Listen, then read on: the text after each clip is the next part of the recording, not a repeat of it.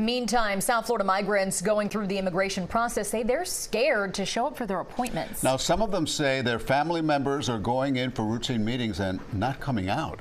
CBS News Miami's Yvonne Taylor joins us live from the ICE office in Miramar, where emotions have been high all day long. Right, Yvonne? Very high, Elliot and Lauren.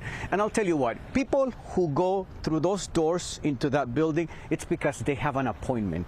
Those are immigrants that they're going to be facing an officer who will determine whether they can stay or they will be deported. Evidently, they're more than scared. Now, here where I am is where their families have to wait across the street and watch everything unfold. They tell me they fear they won't see them again. These are the faces of families of immigrants who walked into this Immigration and Custom Enforcement office in Miramar Thursday morning. Some of their relatives were in line outside the building. Before 9 a.m., one girlfriend's appointment was at 10. He was waiting there for 3 hours. To be honest with you, I'm very sad. I'm worried because we have a 1-year-old baby, he told me.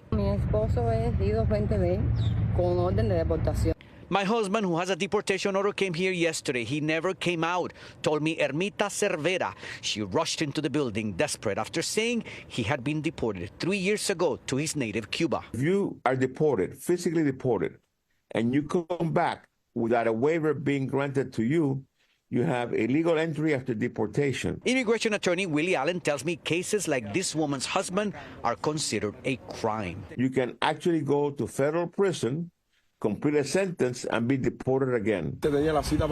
This man explained to me migrants who enter illegally get an appointment once a year. Normally, they have to come here to see if you've committed a crime, he said, and he declined to give me his name. He came from Cuba 3 years ago. The catch and release always has a requirement that you have to report to ICE on a yearly basis. Juan told me this is his girlfriend's third appointment, he said. This time, they are taking longer. Coming up at 6 p.m., how Juan's story ends in all this. Plus, the lady whose Cuban husband who was detained, she gets new information.